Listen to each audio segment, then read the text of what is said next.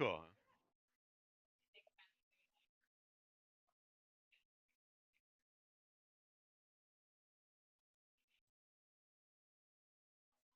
It is 2:09. We're late, but that's okay. People are trickling in. Cool.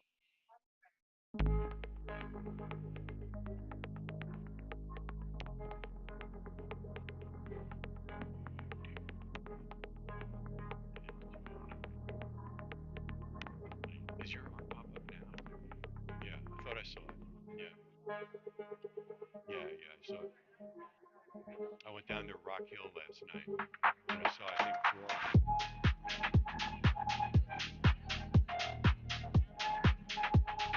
Oh, oh, thank you. You're the best.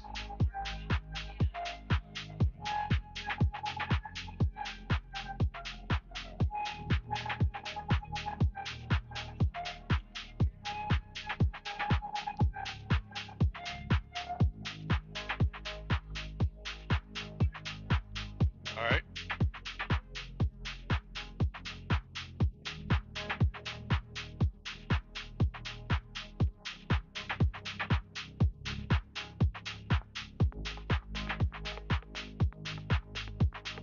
Okay. Here we go. Everybody comfortable? Good. So we're here for obviously for the art talk on Open Studio Day here at Papa, and we have with us Claire, Pam, and Laura. You can see their last names on the screen. We are going to talk about their work, all about you guys today, and I have a bunch of questions that I hope are motivational and inspiring. But I doubt it. So why don't we start though with you guys introducing yourselves? Start with Claire. Right, hi everyone. Okay, I Okay, think it should be. is it on? No. Her mic? Okay, how about now? There we Oh, go. Hi everyone, my name is Claire Keister. I'm a fiber artist here in Charlotte, North Carolina. I do a lot of different pieces. I do 2D work as well as large scale installations, and I work with a lot of recycled textiles and different mediums such as paracord and other fiber materials. Can you hear me? Working? Okay. Hi, I'm Pam Imhoff. I am a fiber artist, muralist, installation artist, public artist. I mostly work with acrylic paint and acrylic yarn, but I do a little bit of everything. And I'm also an educator.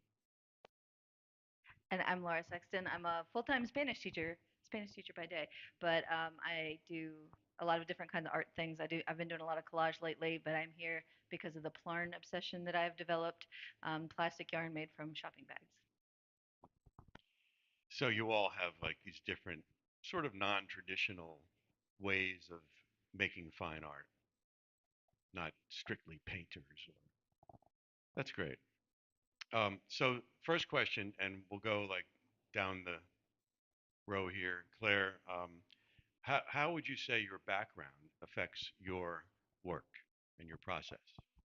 Yeah, I think growing up, I did a lot of things in the arts. I did a lot of arts camps and was exposed to, I think, a wide variety of mediums, which helped me feel confident in picking fiber art when I went to art school and things like that, and kind of make that jump to a more non-traditional art form. And my dad's also an architect, so I think growing up, I was just kind of always in a creative household and was really fortunate to have that creativity encouraged by my family, which is really great. Yeah, Pam.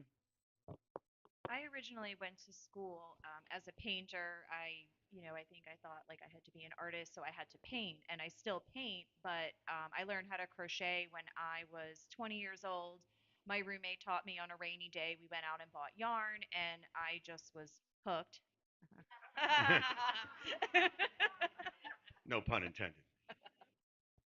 um, but I kind of thought of it as just a hobby for a really long time. Like I'm an artist, I'm a painter, but over the last few years, I started combining my crocheting with my painting, and it's sort of evolved from there. And people just seem to want me to fill up rooms with yarn and large scale installations with crocheting. So I'm here for it. Is your show still up? Yes, I Oh, good. do. I have my takeover upstairs in the second gallery. If you find my studio, you just follow the trail of yarn into the gallery. There you go. Okay, Laura. So, I used to have some shoes when I was a kid called pack rats, and I learned early about pack rat kind of thing. So, like, I've always kind of had hoarder tendencies.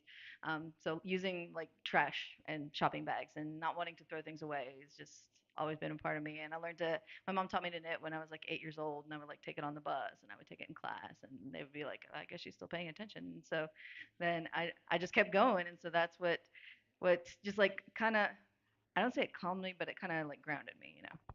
So Mm. yeah, It grounded you how? like I was able to just be again, because otherwise, like I just felt like I wasn't being enough. I don't know. So like was doing something with my hands, and like I tell people I can't listen to podcasts because I can't like do and be and listen, and at the same time I have to be doing. So Okay, makes sense. So as artists, we all kind of have a process that we go through, which kind of leads into, from the last question, leads into how you kind of formulate your ideas, how you make things, and what is your process? Yeah. So I think for me, a lot of my creative process kind of starts with the initial design. I'll get inspired from things that I see around or in the media that I'm consuming, and kind of come up with that initial design and creative idea. And then throughout the process, allow whatever material I'm working with or process to kind of influence that as well. So it's oftentimes for me a collaboration between that initial idea and then the material and processes kind of weave their influence into it and kind of decide things in the final piece. Pam? I think I end up coming up with so many ideas, and it's kind of like an iceberg. Like I could just keep coming up with ideas, and there's just so much under the surface. But I think maybe only a certain percentage of the ideas that I come up with in my brain actually get put into the world.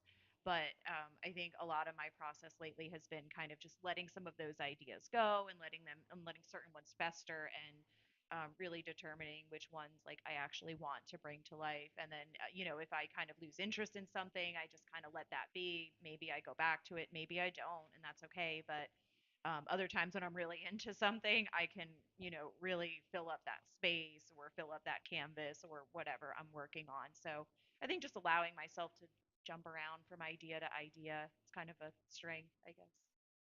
A string, not a fiber, a string. Sorry, I'm sorry. Okay, just going with the puns, you know. Oh, I've got a lot of them. Laura. For me, I think it probably starts with the collecting. Like I start collecting things that I could do something with that I don't want to go in the trash or something, or that I can get enough of to turn into something bigger. And so, like it started with the shopping bags, and I was gonna just make enough bags to make some shopping bags for me, so I didn't need more bags. But then, of course, I need more bags. Then I made the egg, and then so I had all these brown bags left over. What can I make with the brown bags? So I started making a teddy bear, and now I'm like, now I have these white bags. I have some white bag ideas coming on. So like it starts with the collecting for me and like what can come of this? What can it turn into? All right. So after process, we have a little bit of an understanding of what your process is. How about dialogue? How do you speak to the work, and how does the work speak to you? I think for me, kind of as I mentioned, like throughout the process, it evolves. So a lot of times, if I'm with the work a lot, I'll take some pictures and then go away, and then kind of looking at it from that different angle helps me see it in a new way. And also collaborating with fellow artists that I'm friends with within the community and really speaking with them about the piece and kind of getting their input on it and kind of letting all of those ideas ruminate, and then sometimes they come into new ideas and new versions of the piece. So, And how do you get that feedback? yeah, I think just talking to fellow artists, talking to other people in my life that maybe aren't artists, which is sometimes a good opinion to have. And people, a lot of times, will see something different in the work that you haven't even noticed, or maybe you're too close to it. So, it helps to kind of have that outside perspective to Sure. Yeah. consider. Okay. What do you think, Pam? I think when I'm working on a piece, I kind of, again, it's the same thing going with the flow.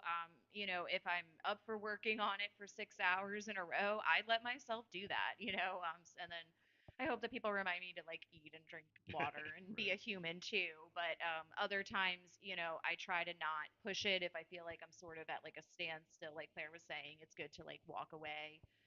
Taking pictures of work in progress is helpful because I'll go home and like when I'm like on my couch and I'll look at it and be like, oh, okay. Sometimes it's like it's not as bad as I thought. I just needed to stop, or I'll notice something through a picture, seeing it. It's kind of like when you could see your work through other people's eyes when you look at a photograph of your Yeah. work. So I find that that really helps me too. But other times I just, like I said, I'm known to just abandon things. My mother will always just be like, "What about that thing?" And I was like, "No, no, we've moved That on." wasn't there. So Do you ever, with the pictures, go into Photoshop or anything, or manipulate and get ideas quick?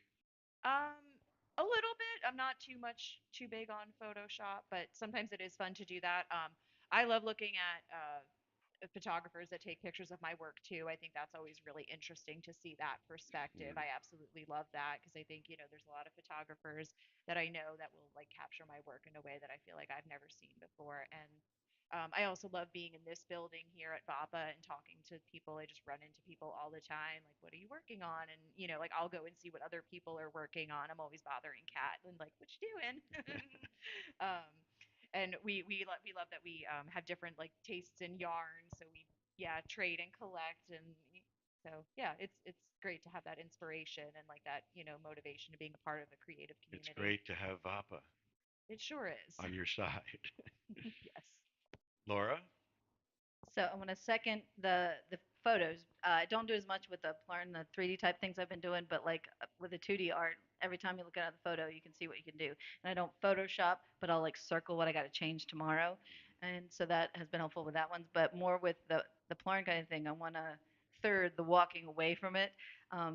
Because like I start shredding things if I get a little too frustrated, and it's like, okay, I have to get to where I can stop and just not touch it and not touch it anymore today, and then touch it when I'm ready again. So I get to that point, and one of the other things is that there's a lot of undoing to my doing. So like I am not afraid to like rip it all out and put it back because I don't want to waste anything. But I talk myself through. This is part of it. Part of the process is the undoing, and like Pam and I have commiserated over that about frogging and whatnot. And so we ribbit, and so like we keep that in mind, that is part of the process to go back and try something, and if it doesn't work, then you try a different thing, and just making sure that you don't get bogged down and it has to be right the first time or it's not ever going to be right. So, excuse me, do you approach your work spontaneously and kind of feed back from what the piece is telling you? Especially with the Blarn, it's mostly pretty experimental. We're like, well, that's not getting as round as I thought it was going to be, or I need like this needs to be bigger. Or, is this big enough? And a lot of holding it up and like making my kids hold it to measure it, or like holding it up against the dog. You're like, what would you fit in there? And so just looking at it, holding it up, eyeballing it. I don't actually measure it, but like eyeballing it and then trying again. All right. Next question has to do with influences. What artists have you looked at, historically, I guess, who have influenced you, and who name some of your favorites?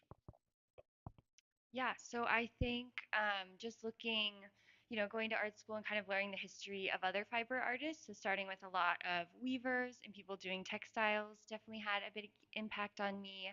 And just looking as well as on social media and different art fairs and kind of looking at the galleries that I aspire to be in and looking at artists that are working there has been really inspirational for me in finding a lot of artists that way. I also work with Elizabeth Palmisano here in Charlotte, and she's been a mentor of mine for a long time. Really love working with her and seeing, especially artists where you've loved their work and kind of followed them for a long time, kind of seeing where they started to where they are now, and kind of thinking how that evolution can play into your own work and kind of developing that voice as an artist. So. All right. So like I said, I was originally a painter. So I think in like high school and college, when I was really getting into art history, I loved Kandinsky. I'm a big color person. I love colors. I always have. So whether I'm painting or working with fibers, so I always loved Kandinsky's use of color. But moving into fiber arts, one that comes to mind is Vanessa Margallo. She is a Portuguese fiber artist, and her work has taken on kind of a sculptural form. So I think a lot of my influence kind of comes from following that account. And I started following her when I feel like she was pretty established. But what I love about her account is I went through and scrolled all the way back to the beginning, and she has, the stuff on there. Like she didn't take off like her stuff from the beginning. And I love seeing the journey of her work. So I spent like 10 minutes scrolling all the way down to the bottom because I wanted to see where she started. And I found that so inspiring because I kind of see myself at some point on that journey Mm, too. interesting. And just really like any fiber artist, like I see, lots of fiber artists here as Mm. well. And I just like feel like it's like I just instantly become friends with any other fiber artist I Right. meet. So Do you know Amanda Foshak? I don't, Oh, okay. but I should be friends with her You should be friends probably. with Yeah, of course. Yep. her. I saw her last night. That's why I thought of her. Yes, always looking for new fiber Yeah, friends. she's amazing. Um, okay, Laura, go ahead. I made a list because I knew this was coming. Um, so I'm trying to. So I'm going to start with the big ones. I haven't done a whole lot fiber wise for my inspiration. Mostly my crochet kind of inspiration comes from Pinterest and Etsy so far. Like I'm not above getting a little pattern and tweaking it. Um, but as far as like using materials in different ways and presenting things in ways people don't expect, like my favorite's probably got to be Bisa Butler with her quilts. Um, and then along those lines, Zudeka Nzinga, I'm not sure I'm saying her name right, but she does a lot of collage and fabric type of things. And some other slightly smaller collage artists that I really enjoy are Phyllis Gorson and Sarah Saplina. And then Holly Condor is an artist like kind of in the triad who does a lot of assemblage type things where she just collects odds and ends and puts them together in these cute little faces and stuff. And I feel like that's had a big influence. But also hanging out with Pam and hanging around Elizabeth Palmisano with her, who was like who opened up the idea of like wall installations of fibers to me in the first place. And then like other teacher artists I know like Travis Johnson and Tina Vincent, like they do really cool things with different media, and that is inspiring as well. Do you know Kat Babby? Yeah, man.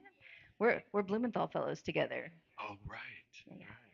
And we go back to the Van Gogh, immersive Van Gogh. She's on the list too. I was trying to condense. Okay, yeah. You covered it pretty well, Yeah, there's more, but though. I'm I'll sure. stop there. So there's a connection. I feel that there's a connection between art making, making art, and music. You mentioned Kandinsky, who was really into that connection. So talk a little bit about what you think, how you think music affects your work. I think for me, a lot of times I'll listen to music while I'm working, or on my way to install, I'm listening to music, or things kind of in transit. And I think it maybe doesn't have an exact kind of influence. Like some people maybe include song lyrics in their piece titles or things like that, more Mm. exact. But I think for me, oftentimes it's more like a feeling, like maybe a certain type of work that I'm doing will be a certain genre of music, and that'll kind of inspire me in the way of the mood of the music or the tempo versus like exactly lyrics or something like So that. do you listen to music whenever you're making art? I do, yeah. Sometimes I'll listen. I'll usually listen if I'm kind of already established in what I'm doing and have an idea. A lot of times, if I'm coming up with an idea or doing a lot of, I don't know, math or calculations, then I kind of need silence. But in those times where a lot of times in fibers, it's a lot of repetitive processes, I find that music really helps in those moments. Right. Pam? I'm usually either listening to music or I'll have like a sitcom on in the background because like if I've seen it a million times, it's like I don't need to watch it. I can just listen to it. But yeah, just depending on what I'm doing, I'll kind of bounce back and forth. Like I love brown noise. I feel like that, like if I'm like doing like my admin stuff, Yeah, yeah, Megan knows. It helps me focus, but then like I'm also known to just be blasting like early 2000s emo music and pretending, yeah, I'm pretending I'm like 13, 14 years old again. It's always fun.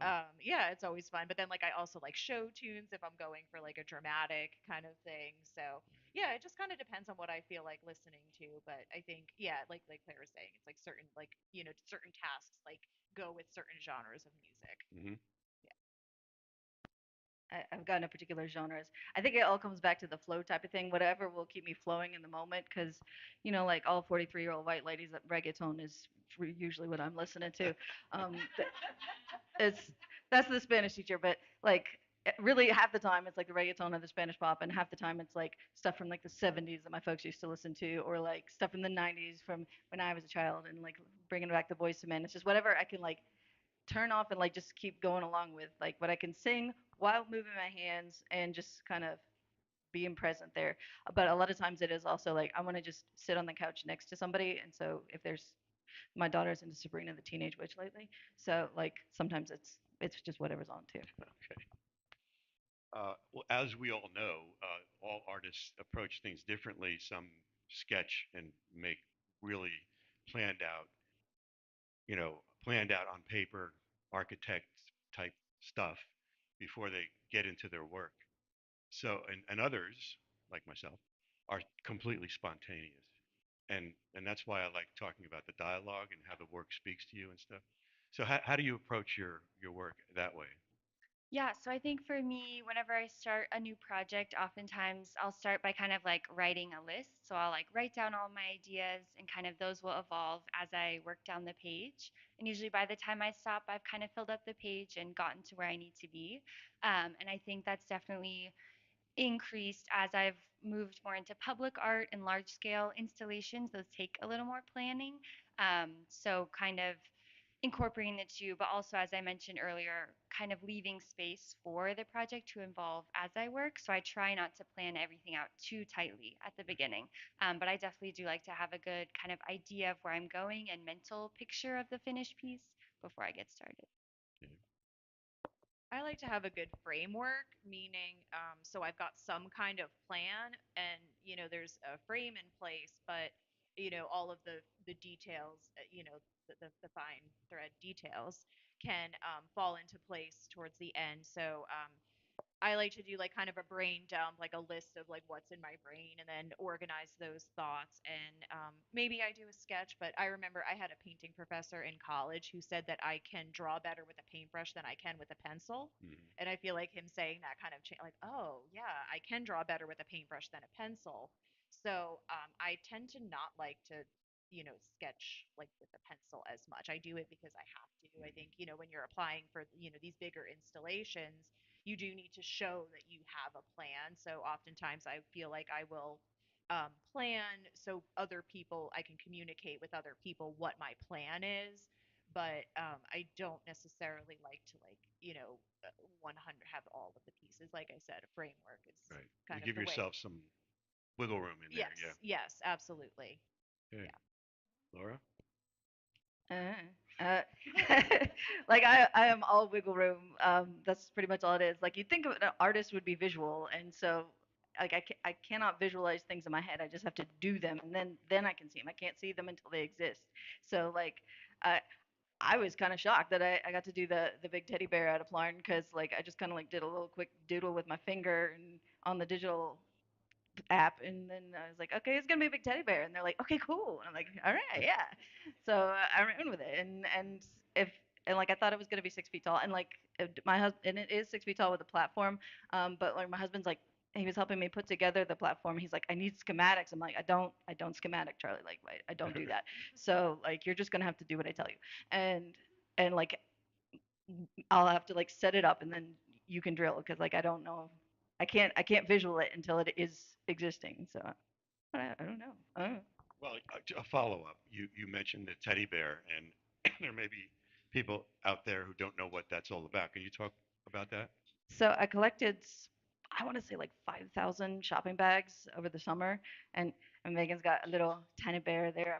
I've worked on some little tiny ones with the leftovers, because I got more than I needed, and so like 5,000 bags. There's like 3,000 inside. It took like 1,200 on the outside to like crochet just a big teddy bear, and like it doesn't work like the regular teddy bears. Just so you know, if you start doing that. So like I have been reworking and trying stuff, and I just try, and then that doesn't work. I try something else. Okay. So you all are involved with different kinds of projects. And I know Claire is an art pop artist this year. So I want you to kind of get into what that meant to you to get into the art pop, the Billboard program, and how it's changed your life, basically. Yeah, I think, like I mentioned, part of Art Pop this year, which has been amazing. We had a billboard in Times Square, billboard here in Charlotte. So it's been a lot of amazing opportunities. And I've also gotten to work with other organizations such as the Charlotte International Arts Festival last year, and Charlotte Shout. And I think a lot of these programs do a great job of, like, the first public art piece I made was for Charlotte International Arts Festival 2 or 3 years ago. And so that was the first time I'd done public art, installed my work outside. So a lot of times they really help you get out of your comfort zone and try something new, and really investigate a new avenue with kind of the support of this organization, whether that's financially or with resources. So it's been an amazing opportunity. And yeah, I kind of think every new organization that I get to work with is a new community that I get to meet, as well as new opportunities for my work, and kind of pushes me to view my art and myself as an artist in a new way, which can be Right. very powerful. Yes. Pam, were you an art pop artist ever? Not yet. Okay, you will be. I will be. But Not you yet. you did a piece at Luminous Lane, right? Yes. So I have quite a few pieces. So yeah, doing a piece at Luminous Lane was like just incredible. Yeah. It was so great to work with all of the other artists. I think there's like 40 artists in there now, and I actually was assigned a space where there was it's like a fence lining a parking lot. So not only did I get to spray paint a mural and kind of level up my spray painting skills, I got to incorporate the fiber arts in. So there's a point where the yarn and the painting kind of meet, and people look at it. Sometimes they look at photographs and they don't even realize it's yarn. And I think it was really cool for me to showcase, like, yeah, I'm a muralist, but I also am a fiber artist, and I can use both, so I'm not necessarily limited by a wall. I can kind of activate any space. Yeah. And I think that's kind of what I've learned from being part of like Luminous Lane. I've done quite a few things for the Shout Festival where I got to combine my painting and my fiber arts. And it's just been a really great experience having all of these organizations like seeking me out to do what I love to do and what I couldn't make a decision on ultimately. Other projects other than the teddy bear? So I started off with the Charlotte Shout as well, and so I did an exclamation point and icon the first year, and it's just like, oh, people will pay me to do this stuff, because like it's one thing on the grind on Instagram trying to like sell little things all the time, but it's another to like have your idea taken and funded and like promoted, and like there's the networking of it, like the most recently. And like with the teddy bear, and even starting with the Charlotte Shout egg, where I used Plarn, like the the community that I was able to draw forth from it, just collecting the bags. So with like anybody who also has hoarding tendencies, but and like who doesn't want to contribute to the trash problems, like that networking from that. But then also one of the most invaluable things from the Blumenthal Fellows, I just got to like sit on a Zoom call kind of thing with Josh Frank and Bree Stallings and be like, so what can you hold up a pole and a teddy bear's butt with? Like we just talk, brainstorming through things and like what will keep Plarn from stretching out in the sun. Like just having someone there who's like, yes, I will talk you through that, and if it doesn't work, then we'll try it. We'll do something else, and I'll keep thinking about it. And just the network with the people who want to do something and the people who know how to do something, and that is just the ultimate validation right there for me. All right. And so being in Charlotte has been has been motivating for all of you. And what would you say is the on the top of that list? Yeah, I think so. For me, I'm originally from Chapel Hill, and then I went to Chicago for college and then moved here to Charlotte. So it's been really great to kind of come back to my home state. And really, I've done some pieces in my hometown as well, in Carborough, in Chapel Hill. And so, yeah, it's just been really incredible um, to kind of be here as an artist for me. And also, like, people I went to high school with saying they saw my billboard and just reaching out, and my parents getting to come to shows and things like that has just been really amazing. And to kind of be here in Charlotte as the art scene's really growing. It's been here for a long time, obviously, but all of these new opportunities and kind of to getting to be a part of that and support people as they're doing that has been really special. I've been in Charlotte for about 10 years now. I'm originally from New Jersey, lots of family in New York, and I had no idea that there was, such a great art community here. And I think, yeah, it's really about community. So being a part of the BAPA Center, doing things like painting at Luminous Lane, working with the Shout Festival multiple years in a row.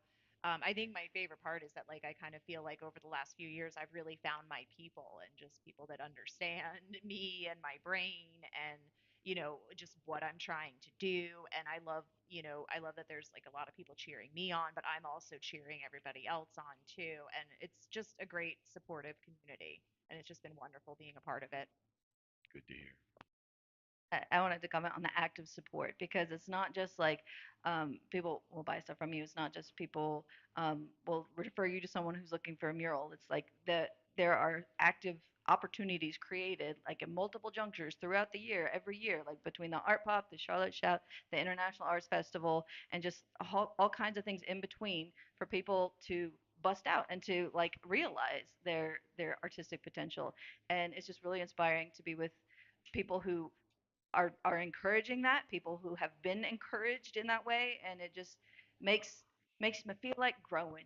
So, In other words, it's inspirational to be part of the community, and community is always really motivational and wonderful to be part of for various reasons. Um, why don't we take some questions from the audience? Anybody have any questions for these wonderful artists? Who? Oh, the microphone? Go to the microphone if you have a question. Nobody has any questions. All right, we're done. My What's favorite color is blue. My favorite color is the color of my hair. So, yeah. I love it so much that I dyed my hair this color. So, purple, red, magenta, yellow, orange. Yep. I like greens.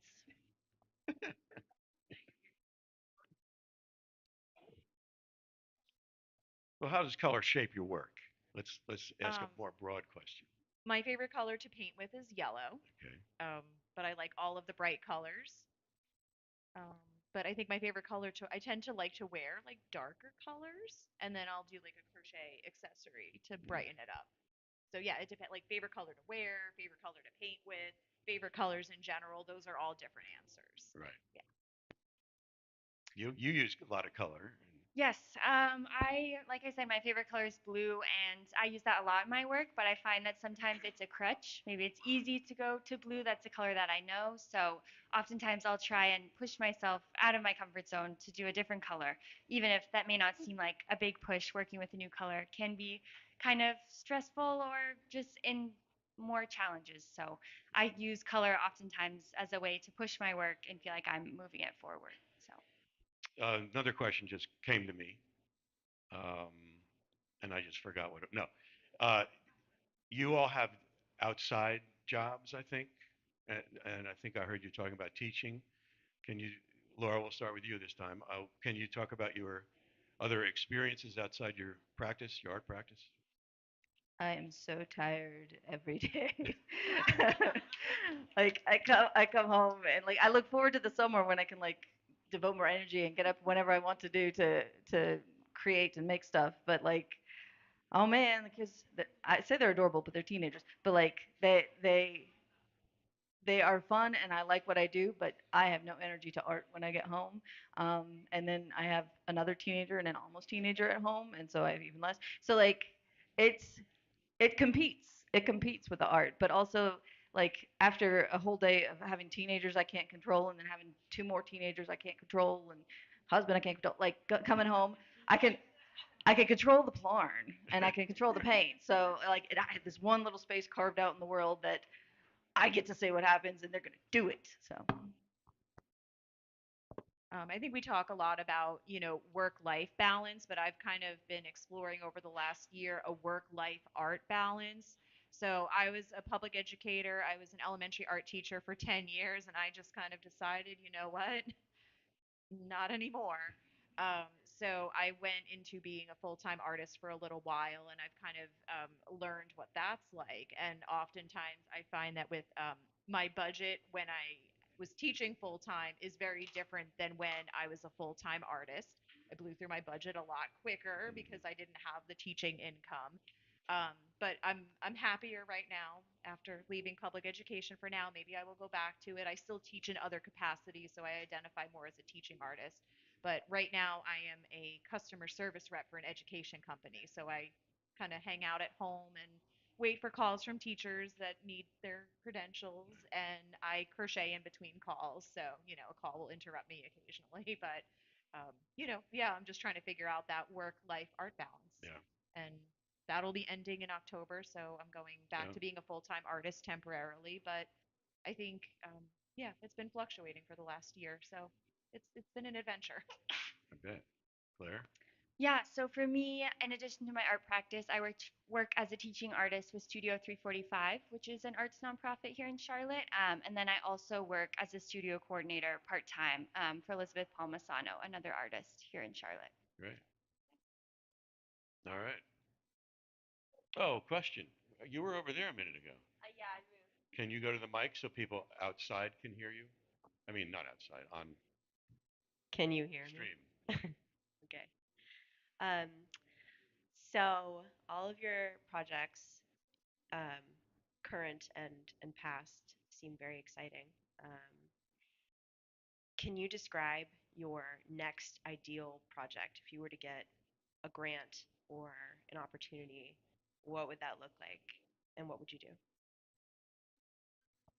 I guess I can start. Yeah. I think kind of looking into the future, I would love to create permanent large scale outdoor installations. That's kind of where I want to move, moving my art practice with expanding from myself, moving into more manufacturing and including other people that can kind of level it up and do more kind of permanent manufactured work that can exist outside forever. So. Hmm. I do have a project that's coming up that's in the works where I will get to do, I think it's about 15 by 20 feet fiber project that's going to be going outside. So I think I'm going to start looking into working with materials that will last, longer outside. And I've been it's a process. I think a lot of it is like very experimental and figuring out what works and what doesn't. But I'd really love to move into more immersive and interactive, kind of like think like Meow Wolf. Um, I really loved working with Super Daft Bros for my installation for Shout, where we combined, the crochet with the lights, and it's just a really cool combination. I talked to Rebecca Lips a lot, with her projection mapping, but yeah, like immersive, really getting lost and just having that whole experience. I'd love to go in that direction with my work. Sounds good. Laura? I'm going to continue with the permanence kind of thing. So hear me out.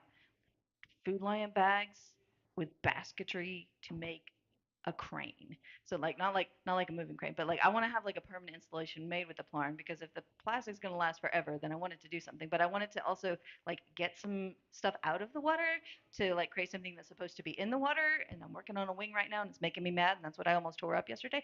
But like I really want to like create some larger sculptures that I think I could rely on to stay outside longer than the teddy bear.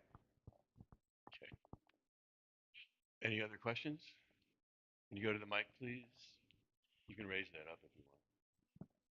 So, there. I feel Got art it. and mental health go hand in hand. So I really wanted to ask when it came to like your first public event, like I've decided I'm gonna do a show and everything's going the way you wanted to go, or maybe not going the way you wanted to go. How do you get over the anxiety of all of that? Do you look for people? Do you look for resources? Do you throw yourself into something else? I fake it. Uh, so like, so I was I was an English major in college, and like I got a minor in theater, and so like I just pretend it's whoever it is that knows how to do that stuff, and like I'm supposed to be there, and I just fake it, and then I go home and they're like, ooh, and like gotta crochet some stuff. So um, fake it till you make it, and also like have the outlet when you're not in front of everybody else, so you can have your like private moments and you have your way to unwind afterwards. I would say. Pam? I remember I was part of the Charlotte Creative Pool, and they put out a call to do a big bike lane mural, and it was a block away from the school that I used to work at. It's like right down on 11th Street, where it's close by. But I remember applying and saying, I'm the art teacher at the school right down the street. They wanted community involvement, so I proposed that I would involve my students, and it was a big, it's like a 300 something foot long mural. And yeah, this was like 2.5 3 years ago, and like it was like November of 2021. And I remember getting there and just being like, oh my gosh, this is huge. And I just had this like imposter syndrome. And I do remember being just so overwhelmed that I like was crying, because I just was like, I was excited to be there, but also I was scared and nervous. But I had, since it was such a big project, I did hire one of my friends to be my assistant, and she really, she was there painting with me, like on the concrete, but she also was like really emotionally supportive as well. So I think that's why I hired her. But yeah, like I do kind of rely on other people for support. It's really important for your mental health, and just to be able to, kind of be able to speak up and let people know when you need help with your art, because yeah, it's like you do get these big projects. And I got through it, but yeah, it was tough. And I was teaching full time at that time too, so I was like teaching and then running a block away to like work on my mural during the week, or like anytime I wasn't teaching, I was there and going back and forth. And it was a lot. And sometimes I look back on that like, how did I do that? But yeah, it's like the imposter syndrome is real, and just kind of allowing other people to support you, and ask for help when you need it, or Right. just when you just feel like, if I don't ask for help, I'll burn myself out. It's important. Yeah. Which is easy to do sometimes. Oh, yep, yep. That's Overwhelming. me right here. Yep. Claire, how about you? I think for me is a lot of it is like your own biggest supporter. So really having that belief and confidence in myself that I have all the tools that I need to do whatever it is I'm trying to do, and also kind of having that perspective that you're not defined as an artist by one project or one thing that you do. That even if this one opportunity doesn't work out, there'll be more down the road, and kind of trusting in the process, and yeah, kind of believing in yourself that you have what it takes or you wouldn't be here, and there'll be more. The world doesn't end after this one project. So I think, yeah, keeping that perspective, and always checking in and not getting too kind of zoomed in on one piece, but kind of looking more at your career and practice as an artist as a whole Yeah, helps a lot. yeah, that was a good question. Do we have any more questions? Oh, Arthur has a question, but he has to deal with the camera functioning. Okay. As Charlotte creatives yourselves, what is your take on the state of the arts in the city of Charlotte and Mecklenburg County?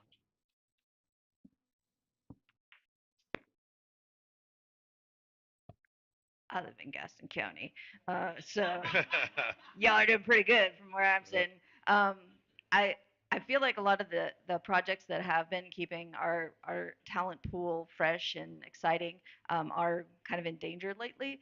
But I think there's a lot of movement to keep it moving forward, and to like not let the things like the Art Pop or the International Arts Festival, not let them die, not let those opportunities go away, to keep motivating people to try new things. Um, I think we're in a precarious place maybe, but I think we're still going forward.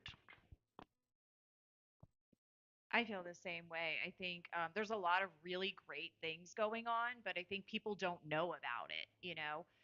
There's so many wonderful things, and we're moving in the right direction, but we just need more, more, more, more. Yeah. Yeah, I think, and as we've kind of been talking about there, when we talk about these organizations, there are a lot of specific people behind those. And I feel like it's us as artists that are really, working hard to create new opportunities and push things forward.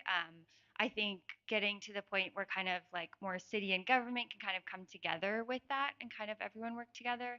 But I think it's definitely an amazing community of creative people working to better themselves and the people around them, which has been really great to see. And that's the definition of this place, Vapa, art every day.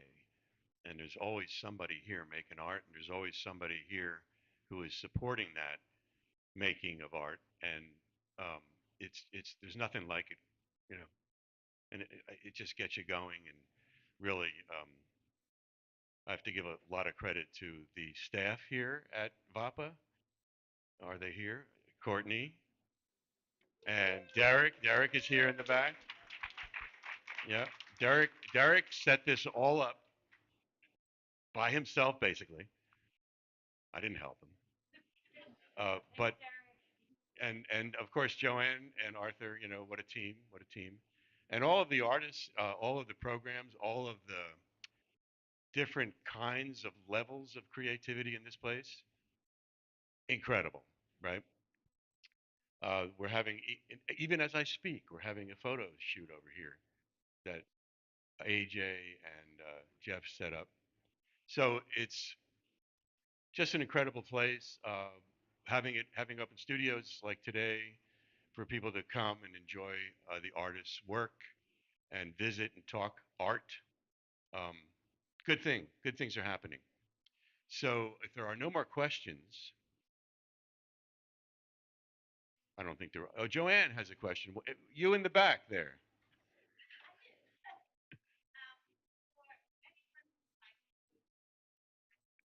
Well, you want me to repeat your question?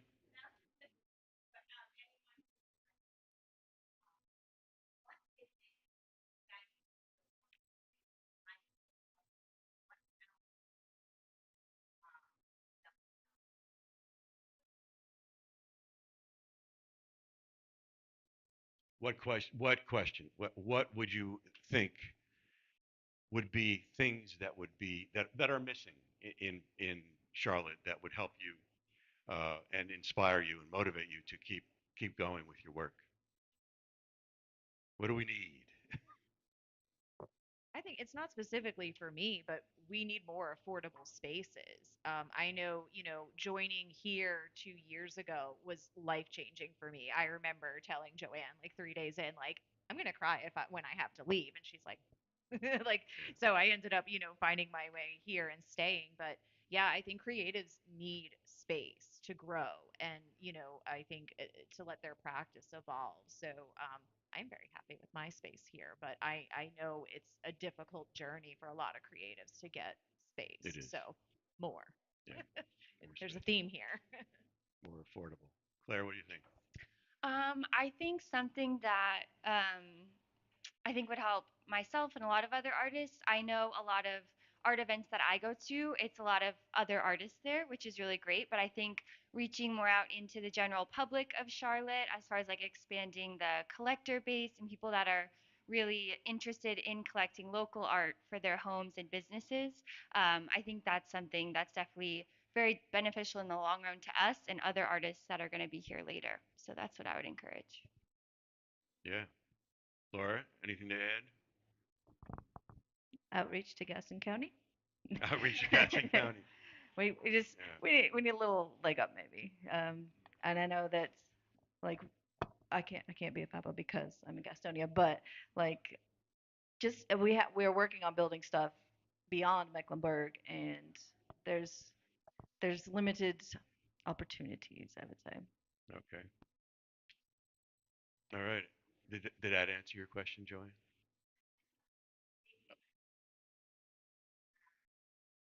She has a follow up.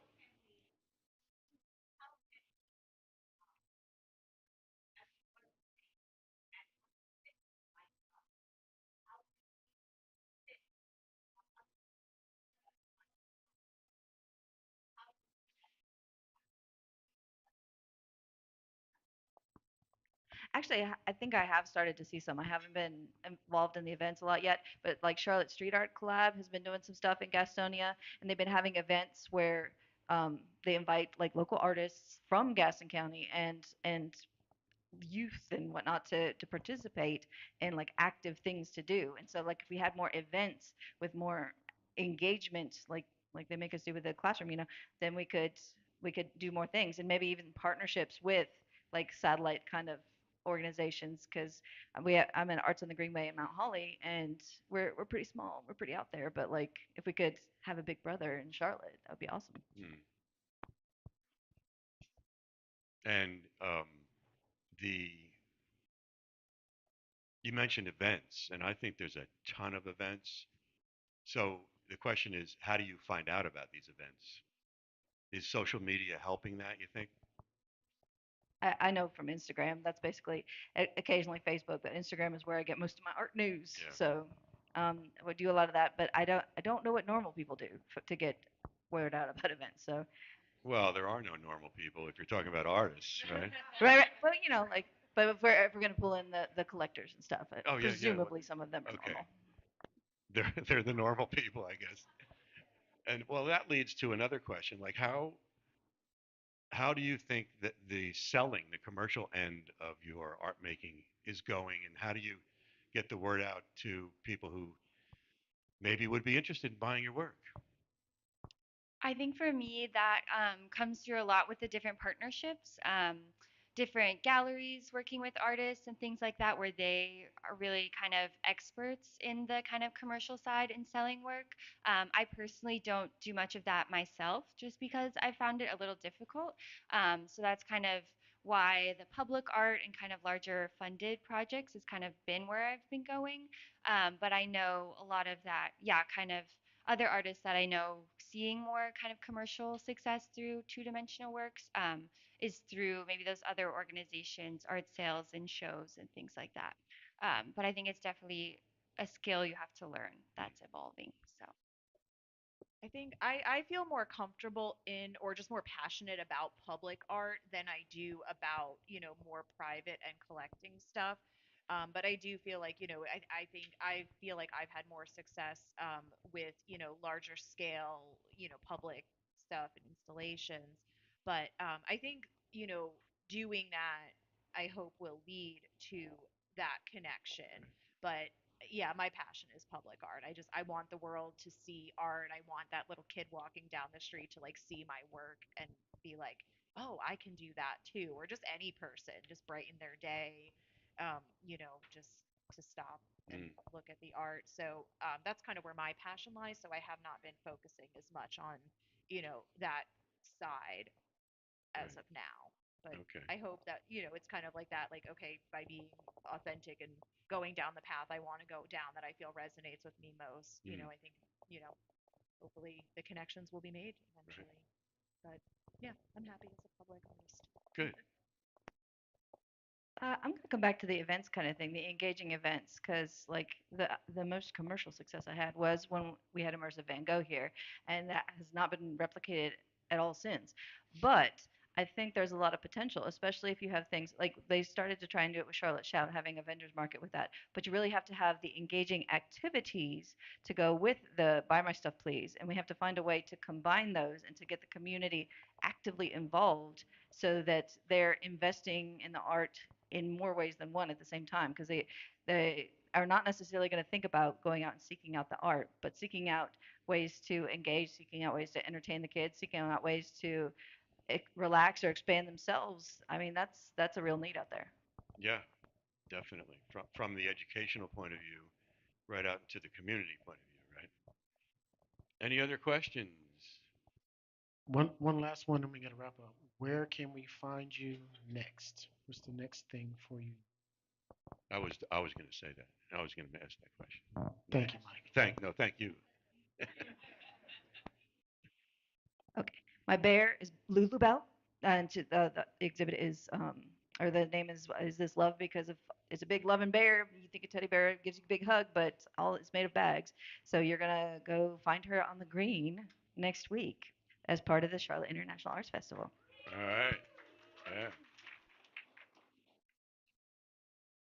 Well, you can come visit me in my studio upstairs right after this. I also have a takeover exhibit, like I said, Follow the Trail of Yarn. So you can go see that.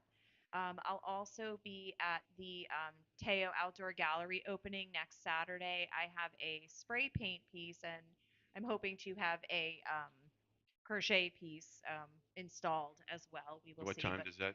that will be next Saturday from 2 to 10. A lot of the artists are going to be around. You can walk around and check out the park. There's going to be food, music, all that good stuff. So I'm really excited about it. But And then you can come see the big ass canvas show in Joanne's Gallery, yes, 9189, that too. right here at Vapa.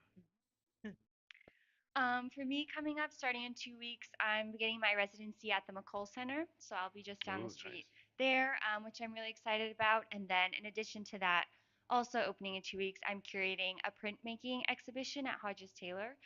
So that's on my Instagram now, but there'll be an opening not next Thursday, but the following one, and that'll be exhibiting printmaking work from artists here in Charlotte and across the country. So Great. it'll be really cool. Anybody not know where the McCall Center is? Okay. All right. Well, it's across the street. Well, thank you all for coming and being so wonderfully attentive. And we've got another bunch of things happening today around the building. Of course, the artists who are here have their studios open and keep tabs on things here. We have open studio day every day, not every day, every Saturday,